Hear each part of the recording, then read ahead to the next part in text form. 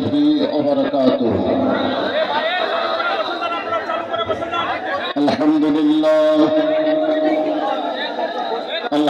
لله نحمده ونستعينه ونستغفره ونؤمن به ونتوكل عليه ونعوذ بالله من شرور أنفسنا ومن سيئات أعمالنا من يهدي الله فلا مضل له ومن يضلله فلا هادي له সকলে জবান খুলে বলেন আশহাদু আল্লা ইলাহা ইল্লাল্লাহু ওয়াহদাহু লা শারীকা লাহু ওয়া আশহাদু আন্না মুহাম্মাদান আবদুহু ওয়া রাসূলুহু الذي أرسل رسوله بالحق بشيرا ونذيرا وداعيا إلى الله بإذنه وسراجا منيرا فقد قال الله تعالى في كلامه المجيد والفرقان الحميد জবান খুলে সকলে পড়েন আউযু বিল্লাহি মিনাশ শাইতানির রাজীম বিসমিল্লাহির রহমানির রহিম ওয়াল আসরি ইন্নাল ইনসানা লাফি খুসর ইল্লাল্লাযীনা আমানু ওয়া আমিলুস সালিহাত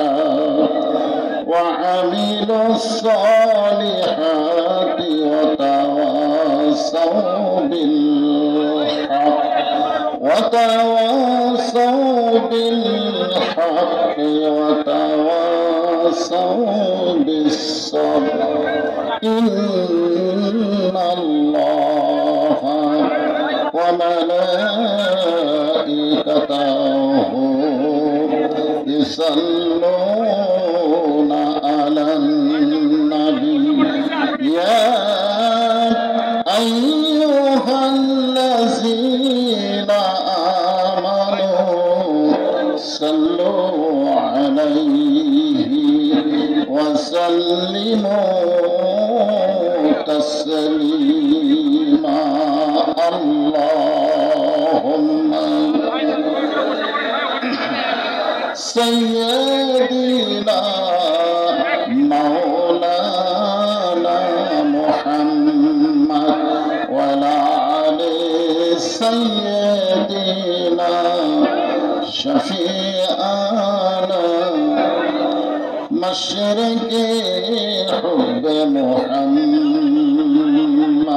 সকলে বলি সাল্লাল্লাহু আলাইহি সাল্লাম मतलाए दीवानी मतलाए खुर्शीद इश्का सीनाए सो जाने बलागल उला बिकमालिही कशफद दुजा बिजमालिही हसनत जमीओ खसालिही सल्लु अलैहि व आलिहि अल्लाहुम्मा आमीन।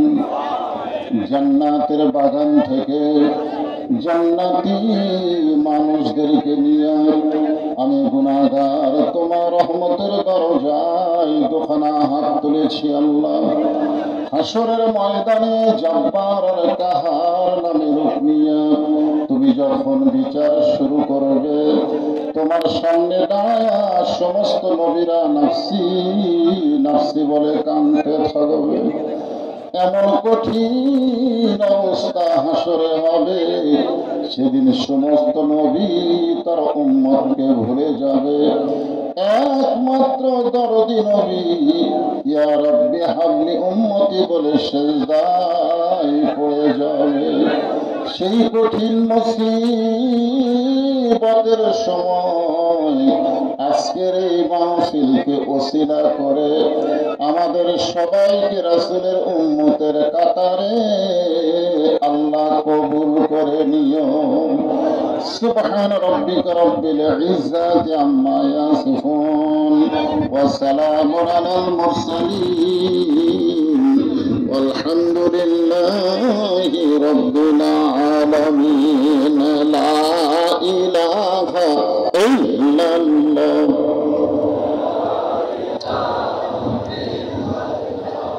লা ইলাহা ইল্লাল্লাহ লা ইলাহা লা ইলাহা ইল্লাল্লাহ মুহাম্মাদুর রাসূলুল্লাহ। মহব্বত দিয়ে সকলে বলি সাল্লাল্লাহু আলাইহি ওয়াসাল্লাম। জামিলনগর কেন্দ্রীয় জামে মসজিদ কমিটি কর্তৃক আয়োজিত আজকের এই দিনের বেলায় তাফসীরুল কোরআন মাহফিলে আল্লাহ তাআলা যিনাকে সম্মানিত সভাপতির আসনে কবুল করেছেন, আমি আমার অন্তরের অন্তঃস্থল থেকে আজকের এই মাহফিলের সম্মানিত সভাপতিকে শুভেচ্ছা জ্ঞাপন করছি। সম্মানিত সহসভাপতি, সম্মানিত সুধীজন, সম্মানিত ওলামায়ে কেরাম, মঞ্চের উপরে আমার সামনে যারা বসে আছেন সকলকেই অন্তরের অন্তঃস্থল থেকে আমি শুভেচ্ছা জ্ঞাপন করছি। এই মুহূর্তে আমার সামনে যারা বসে আছেন যেনাদেরকে আল্লাহ তাআলা দয়া করে রহম করে এই জান্নাতের টুকরার ভিতরে কবুল করেছেন, যেনারা জায়গা না পাওয়ার কারণে দাঁড়িয়ে আছেন সকলকেই অন্তরের অন্তঃস্থল থেকে আমি শুভেচ্ছা জ্ঞাপন করছি। সম্মানিত মা বোনেরা, পর্দার অন্তরালে বসে বসে যারা আলোচনা শুনতেছেন তাদেরকে শ্রদ্ধা জ্ঞাপন করে বর্তমান পরিবেশে আপনাদেরকে জিজ্ঞাসা করতেছি, আপনারা সকলে কেমন আছেন? জি আলহামদুলিল্লাহ। আসলে তো ভাদ্র মাস শেষের দিকে খুব গরম, ঠিক না? তা আল্লাহ ইচ্ছা করে গরমকে নরম করে দিলেন, যেমন 5ই আগস্টের গরমকে নরম করে দিয়েছেন। জোরে কোন ঠিক কিনা? আপনারা অনেকে বসতে যাচ্ছেন না, যে বসলে হয়তো পিছনের জায়গাটা ভিজে যাবে। অনেকে আবার মাঝখানে বসতেও চিন্তা করতেছেন হঠাৎ যদি জোরে বৃষ্টি আসে তাহলে কি হবে। কিন্তু আল্লাহ কোরআনে বলেছেন ওয়াবতাগু ইলাইহি ওয়াসিলা, তোমরা ওসিলাকে অন্বেষণ করো। আজকে কোরআনের তাফসীর শুনতে এসে যে দেহের উপরে রহমতের বৃষ্টির পানি পড়ল, কর্দমাক্ত জায়গায় বসার কারণে তার পিছন সাইডটা একটু ভিজেই গেল। আল্লাহ যদি বলে আমার কোরআনের মহব্বতে এই ত্যাগ স্বীকার যারা করেছো, এই ওসিলা আমি আল্লাহ জান্নাত দিয়ে দিলাম। আপনারা বলেন আল্লাহ দিতে পারে কি পারে না?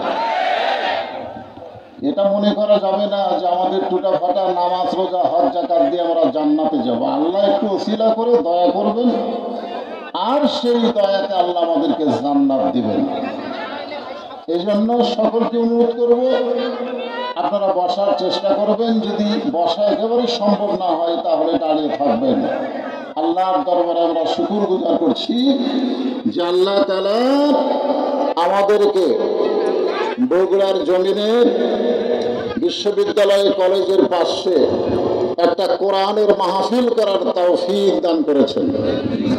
উন্মুক্ত ময়দানে, উন্মুক্ত জবানে প্রত্যেকটা আলেমেরা কথা বলার একটা পরিবেশ পেয়ে গেছেন। জোরে বলেন ঠিক কিনা? দীর্ঘ 16 বছর আমরা অ্যাঙ্গেল অঙ্গেলে ওয়াজ করছি, অ্যাঙ্গেল ডাইরেক্ট বলার আমাদের সুযোগ হয়নি। তারপরেও হিকমতের সাথে হক কথা বলার চেষ্টা হয়েছে। জোরে বলেন ঠিক কিনা? এখন আর হিকমত লাগবে না, এখন আর হিকমত লাগবে, ডাইরেক্ট মারতে হবে। ঠিক কিনা বলে? আল্লাহ তাআলা সেই তৌফিক আমাদেরকে দান করেছেন। খুশি না বেজার? এই জন্য জবান খুলে আর একবার বলি আলহামদুলিল্লাহ। আমরা আল্লাহর প্রশংসা বেশি বেশি করব যে আল্লাহ আমাদেরকে মুসলমানের ঘরে মুসলমান হিসাবে কবুল করেছেন। পৃথিবীতে বহু ধর্মের মানুষ আছে, আছে না নাই? আছে। আল্লাহ কি সব ধর্ম কবুল করবেন? আল্লাহ কোরআনে বলেছেন, ওমান ইয়াবতাগি গায়রাল ইসলাম দীনান ফালান ইউকবালা মিনহু। ইসলাম ছাড়া অন্য কোনো ধর্মকে যদি গ্রহণ করে, কেউ যদি অন্বেষণ করে, আল্লাহ বলেছেন সেইটা কবুল করা হবে না। আল্লাহ দয়া করে রহম করে আমাদেরকে মুসলমানের ঘরে মুসলমান হিসেবে কবুল করেছেন। খুশি না বেজার? এই জন্য আর একবার বলে আলহামদুলিল্লাহ। আল্লাহ শুধু আমাদেরকে মুসলমানের ঘরে মুসলমান হিসেবে কবুল করে নাই, আমাদেরকে বিশ্ব নবী, জোরে বলেন কি নবী? বিশ্ব নবীর উম্মত হিসেবে কবুল করেছেন। সিরাত মাহফিল আমার আলমগীর ভাই বললেন যে আল্লাহ রাসূল এই রবিউল আউয়াল মাসে এসেছেন এবং দুনিয়া থেকে বিদায় নিয়েছেন। আমাদের নবী শুধু বিশ্ব নবী ছিলেন না, আমাদের নবী কিন্তু বিশ্ব নেতাও ছিলেন। ঠিক কিনা বলেন? না খালি নবী, খালি নবী, খালি নবী না, তিনি বিশ্ব নেতা ছিলেন। যেই নেতা কোনো সময় আমাদেরকে ভুলবেন না। এমনকি লাইলাতুল মেরাজের রাত্রে আল্লাহ তাআলা নবীকে যখন জান্নাত প্রবেশ করার অধিকার দিলেন, আমাদের নবী যখন জান্নাতে প্রবেশ করলেন, ওই সময় ফেরেশতা জিবরাইল বললেন, হুজুর আপনি যদি জান্নাত থেকে বের না হন, আল্লাহ আপনাকে জান্নাত থেকে বের করে দিবে না, দিবে না। কারণ আল্লাহ বলেছেন, সালামুন আলাইকুম তিবতুম ফাদখুলুহা খালিদিন। কেউ যদি একবার জান্নাতে প্রবেশ করে, আল্লাহ তাকে চিরস্থায়ীভাবে জান্নাত দিয়ে দিবে। তা আপনি জান্নাতে প্রবেশ করেছেন, আপনি বার না হলে আল্লাহ আপনাকে বার করবে না। খামাখা দুনিয়াতে গিয়ে কি করবেন? দুনিয়া হলো কষ্টের জায়গা। যেই বছর রাসূল মেরাজ করেছেন, ওই বছর রাসূলের জীবনে 3টা কষ্ট। 1 নম্বর কষ্ট হলো চাচা আবু তালেব দুনিয়া থেকে বিদায় নিয়েছে। 2 নম্বর কষ্ট হলো দরদের বিবি খাদিজা বিদায় নিয়েছে। 3 নম্বর কষ্ট হলো তায়েফের ময়দানে কলেমার দাওয়াত দিতে গিয়ে রক্তাক্ত হয়েছে। তাহলে কয়টা কষ্ট? সেই কষ্টের বছরই তো মেরাজ। সঙ্গে সঙ্গে আল্লাহ নবী বললেন, জিবরাইল, আল্লাহ যদি আমাকে জান্নাতে থাকার জন্য ঢুকতে বলতেন, আমি জান্নাতে ঢুকতামই না। আমি শুধু জান্নাত দেখার জন্য ঢুকছি। আমার উম্মতের জন্য আল্লাহ কেমন জান্নাত বানাইছে এটা একটু নিজের চোখে দেখবো, নিজের জন্য না, উম্মতের জন্য। ধরে গেলাম কার জন্য?